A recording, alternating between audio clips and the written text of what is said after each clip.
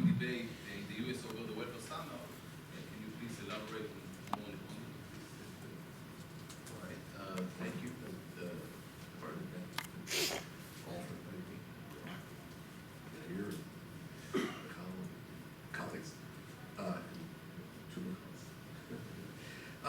So I want to begin by explaining why the welfare standard debate in the United States today is not actually about economics only. It can't be, because economics alone can't identify what the appropriate welfare standard would be, even if we're just selecting among possible economic goals. So let me start with talk about some economic goals. There are three plausible possibilities in the conversation that Barak just highlighted, but I'll talk a little more about non-economic goals later. The first, what one might say, economic goal of antitrust might be, let's prevent welfare losses that result from lessened profit. And that's fine, but there are some issues in what I just said that economics can't resolve. Defining welfare. Should it be a partial equilibrium concept or a general equilibrium concept? Should we pick a social welfare function? If we're talking about a partial equilibrium concept, or is it trading partner surplus, by which I'm sort of thinking about consumer surplus, but what if it's on the opposite side of the market, where market power is being exercised? Or should it be aggregate surplus, where the focus would be on allocated efficiencies? Now, yeah, I personally would prefer a consumer surplus standard, a partial equilibrium, trading partner surplus kind of idea, but mainly for non-economic reasons. Administrability, partial equilibrium analysis sticks to one market, and as it happens, this is more or less what the judges in the U.S. would do in practice anyway. But also not just administrability reasons, political reasons too, for helping protect the political support for antitrust. There's also a partial economic justification for a consumer surplus standard, in the sense that there's some economic literature suggesting that if you commit to a consumer surplus standard, that, or at least if the enforcers do, then that could promote aggregate surplus, but when the enforcement agency committing to consumer surplus. That's a detail from the point of view of what I'm trying to explain today. But there's so welfare. So we have all these questions about what economics won't resolve, about what welfare losses might mean and how to. But even if we adopted a different economic standard, we would have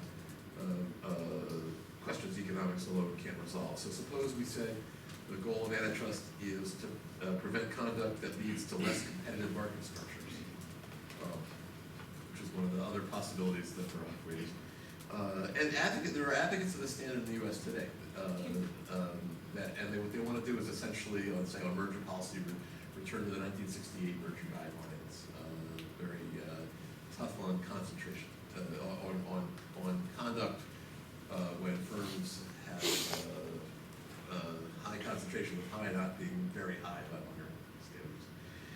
And the problem there is that this kind of approach overstates the importance of shares and concentration in assessing the economic effects of firm conduct. We know that from economic theory and empirical I/O, that lots of other factors beyond concentration affect outcomes, and we're ignoring that information if we use a standard based on competitive market structures. So the justification for doing that has to be non-economic, if that's where we were to go. Either administrability or concern with adverse political or social consequences of economic concentration. So again, economics doesn't tell you the answer. And the third kind of economic approach to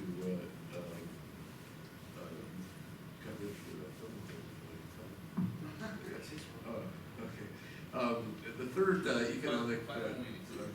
third economic kind of approach that comes up in the conversation is, well, let's prevent conduct that harms the competitive process.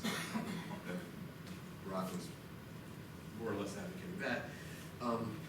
I think the implementation of that kind of standard has to be political, because harms to the competitive process doesn't necessarily mean lessened rivalry. Let me try that a different way. That's a standard that could be used to weaken antitrust.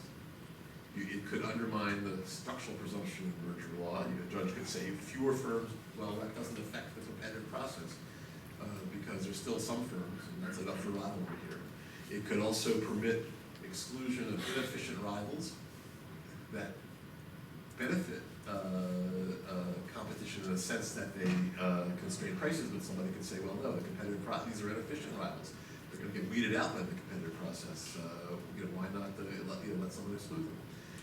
Speeding their exit means speeding the competitive process. That would be the argument. The competitive process standard could also weaken antitrust by excusing exclusion by monopolists on dynamic competition grounds, broadening the idea in the Trinco Supreme Court decision. On the other hand, a competitive process standard could instead overly strengthen antitrust. It could go the opposite way.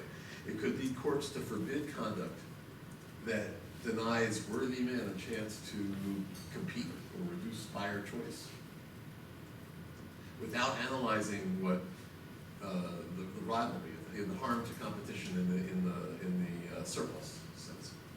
It could turn business torts into antitrust violations. That would happen if harm to a disliked rival could be said to harm the competitive process, even when there are many other rivals, so there's no practical reduction in supply.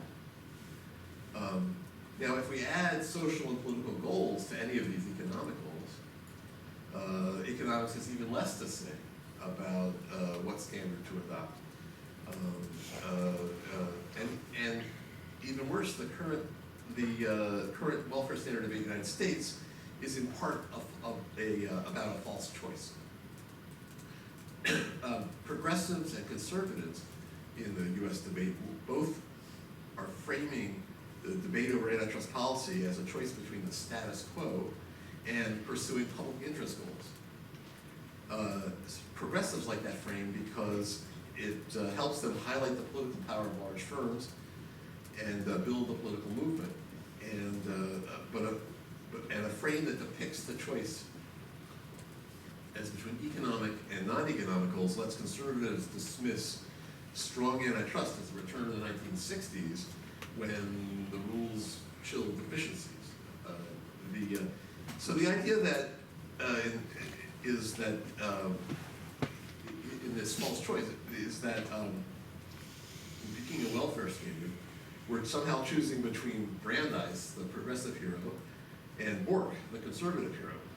And that idea wrongly depicts antitrust policy as a zero-sum distributional contest.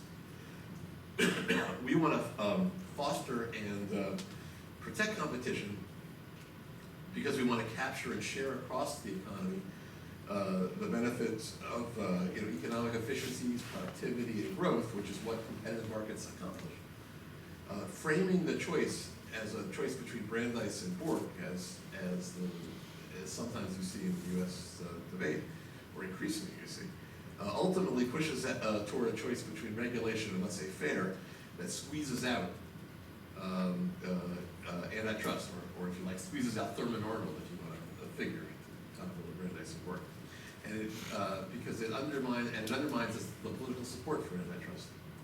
So let me conclude with one quick third general observation, which is I think that the current welfare standard in the United States, the debate of the current welfare standard debate in the United States is a diversion with respect to addressing what I think of as the fundamental problem with antitrust in the United States today, which is that independent of political considerations, looking solely to economic evidence about growing market power, the United States needs to strengthen its antitrust rules. Our problem is that the rules that were introduced in the late 70s through the 1980s, which are in shorthand the Chicago-oriented rules, turn out to have struck the wrong error-cost balance. They're insufficiently deterrent. So they insufficiently deter harmful conduct. Picking a welfare standard from all the various choices here won't tell us how to improve the rules. Instead of debating the welfare standard, we ought to be debating looking for ways the rules under deter harmful conduct and figuring out how to fix it.